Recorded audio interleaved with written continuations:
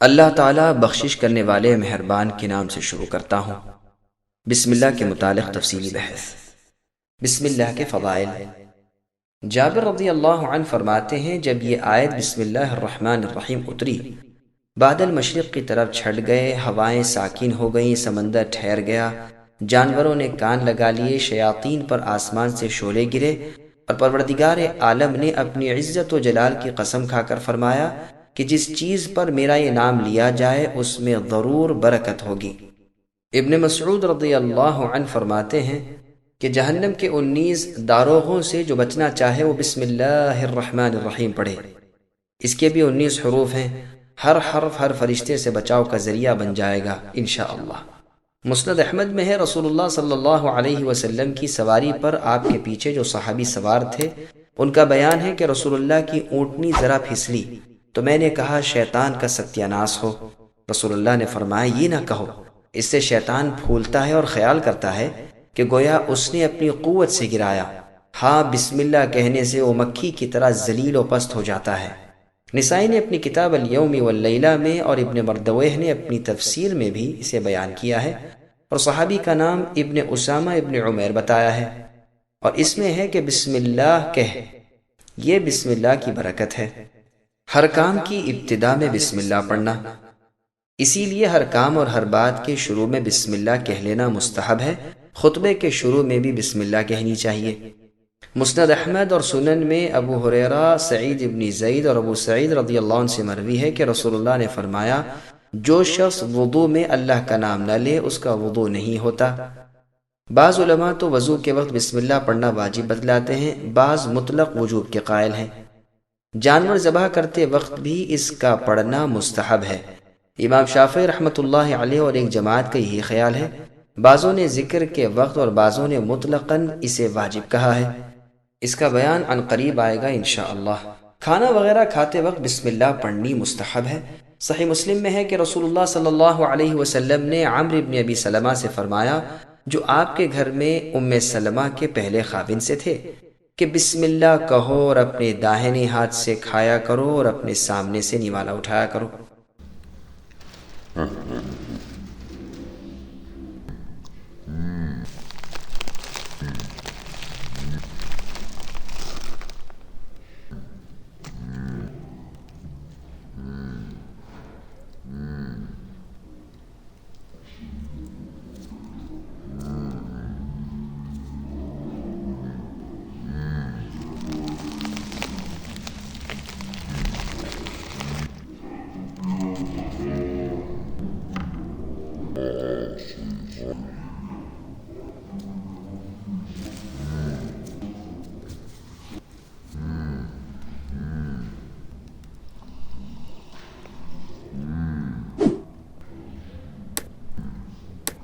امداد چاہنے کے لیے اور قبولیت کے لیے اللہ تعالیٰ کا نام لینا مشروع ہے، واللہ اعلم۔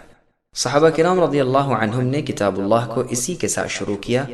علماء کا اتفاق ہے کہ بسم اللہ الرحمن الرحیم سورہ نمل کی ایک آیت ہے، البتہ اس میں اختلاف ہے کہ وہ ہر سورت کے شروع میں ایک مستقل آیت ہے یا ہر سورت کی ایک مستقل آیت ہے جو اس کے شروع میں لکھی گئی ہے، یا ہر سورت کی بعض آیت ہے، یا اس طرح سورہ فاتحہ کی ایک آیت ہے اور دوسری صورتوں کی نہیں، یا صرف ایک صورت کو دوسری صورت سے علیحدہ کرنے کے لیے لکھی گئی ہے اور آیت نہیں ہے۔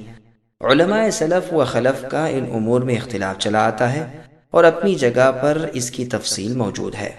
علی بن عباس رضی اللہ عنہما وغیرہ سے بھی مروی ہے، عبداللہ بن عباس، عبداللہ بن عمر، عبداللہ بن الزبیر، ابو ہریرہ، علی رضی اللہ عنہم اور عطاء، طاؤوس، سعید بن جبیر، مکحول، زہری رحمۃ اللہ علیہم کا بھی یہی مذہب ہے کہ بسم اللہ ہر سورت کی ایک مستقل آیت ہے سوائے سورہ براءہ یعنی سورہ توبہ کے۔ ان صحابہ اور تابعین رضوان اللہ علیہم و رحمۃ اللہ علیہم کے علاوہ عبداللہ بن مبارک، امام شافعی، امام احمد کے ایک قول میں، اور اسحاق بن راہویہ اور ابو عبید قاسم بن سلام رحمۃ اللہ علیہم کا بھی یہی مذہب ہے۔ البتہ امام مالک اور ان کے ساتھی کہتے ہیں کہ بسم اللہ نہ تو سورہ فاتحہ کی آیت ہے نہ کسی اور سورت کی۔ امام شافعی رحمۃ اللہ علیہ کا ایک قول تو یہ مروی ہے کہ یہ سورہ فاتحہ کی تو ایک آیت ہے لیکن اور صورتوں کی نہیں، ان کا ایک قول یہ بھی ہے کہ یہ ہر سورت کے شروع کی آیت ہے، لیکن یہ دونوں قول غریب ہیں۔ داؤد ظاہری کہتے ہیں کہ یہ ہر سورت کے شروع میں ایک مستقل آیت ہے، سورت میں داخل نہیں۔ امام احمد ابن حنبل رحمۃ اللہ علیہ سے بھی یہی مروی ہے، اور ابو بکر رازی نے ابو الحسن کرخی کا بھی یہی مذہب بیان کیا ہے۔ یہ تو تھی بحث بسم اللہ کے سورہ فاتحہ کی آیت ہونے نہ ہونے کی۔ صحیح مذہب یہی معلوم ہوتا ہے کہ جہاں قرآن کریم میں یہ آیت مبارکہ ہے وہاں مستقل آیت ہے، واللہ اعلم۔ امام جہری نمازوں میں بسم اللہ بلند آواز سے پڑھے یا آہستہ؟ اختلاف ہے کہ آیا اسے بلند آواز پڑھنا چاہیے یا پست آواز سے۔ جو لوگ اسے سورہ فاتحہ کی ایک آیت نہیں کہتے وہ تو اسے بلند آواز سے پڑھنے کے بھی قائل نہیں۔ اسی طرح جو لوگ اسے سورہ فاتحہ سے الگ ایک آیت مانتے ہیں وہ اس کے پست آواز سے پڑھنے کے قائل ہیں۔ رہے وہ لوگ جو کہتے ہیں کہ یہ ہر سورت کے اول سے ہے، ان میں اختلاف ہے۔ امام شافعی رحمۃ اللہ علیہ کا مذہب ہے کہ سورہ فاتحہ اور ہر سورت سے پہلے اسے اونچی آواز سے پڑھنا چاہیے۔ صحابہ رضی اللہ عنہم، تابعین اور مسلمانوں کے اگلے اور پچھلے اماموں کا یہی مذہب ہے۔ صحابہ میں سے اسے اونچی آواز سے پڑھنے والے ابو ہریرہ، ابن عمر، ابن عباس اور معاویہ رضی اللہ عنہم ہیں۔ ابو بکر، عمر، عثمان اور علی رضی اللہ عنہم سے بھی غریب سند سے امام خطیب بغدادی رحمۃ اللہ علیہ نے نقل کیا ہے۔ بیہقی اور ابن عبد البر نے عمر اور علی رضی اللہ عنہ سے بھی روایت کیا ہے۔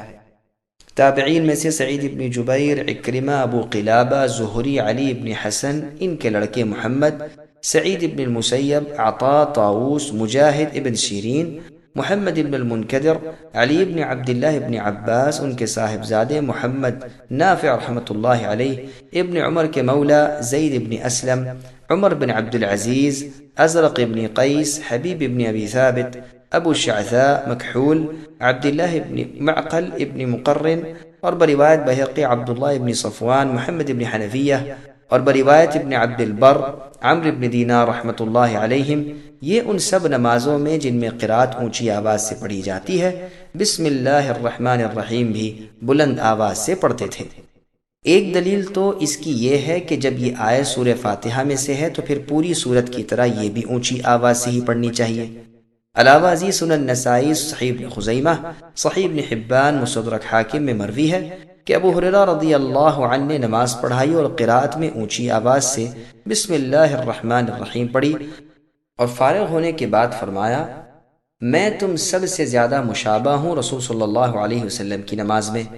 اس حدیث کو دارالقطنی، خطیب اور بیہقی وغیرہ نے صحیح کہا ہے۔ ابو داؤد ترمذی میں ابن عباس رضی اللہ عنہما سے روایت ہے کہ رسول اللہ صلی اللہ علیہ وسلم نماز کو بسم اللہ الرحمن الرحیم سے شروع کیا کرتے تھے۔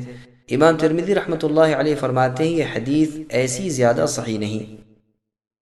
رسول اللہ صلی اللہ علیہ وسلم کی قرات کا انداز صحیح بخاری میں ہے کہ انس رضی اللہ عنہ سے سوال ہوا کہ رسول اللہ صلی اللہ علیہ وسلم کی قرات کس طرح تھی؟ فرمایا کہ ہر کھڑے لفظ کو آپ دراز کر کے پڑھتے تھے، پھر بسم اللہ الرحمن الرحیم پڑھ کر سنائی۔ بسم اللہ پر مد کیا اور الرحمن پر مد کیا اور الرحیم پر مد کیا، یعنی بسم اللہ الرحمن الرحیم۔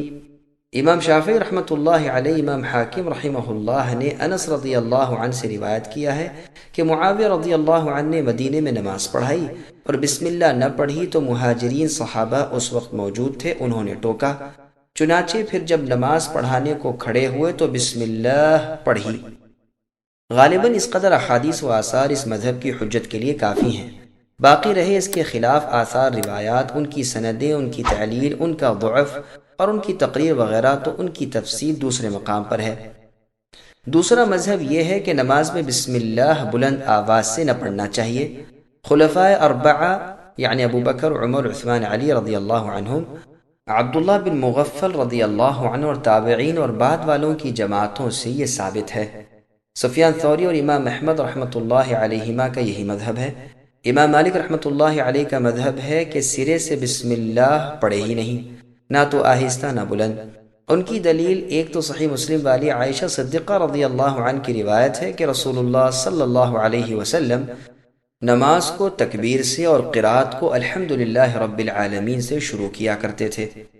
بخاری اور مسلم میں ہے، انس بن مالک رضی اللہ عنہ فرماتے ہیں میں نے نبی صلی اللہ علیہ وسلم اور ابو بکر اور عمر اور عثمان رضی اللہ عنہم کے پیچھے نماز پڑھی، یہ سب الحمدللہ رب العالمین سے شروع کرتے تھے۔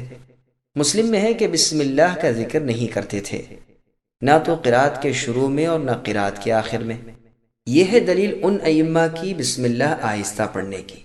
یہ خیال رہے کہ یہ کوئی بڑا اختلاف نہیں، ہر ایک فریق دوسرے کی نماز کی صحت کا قائل ہے، فالحمدللہ۔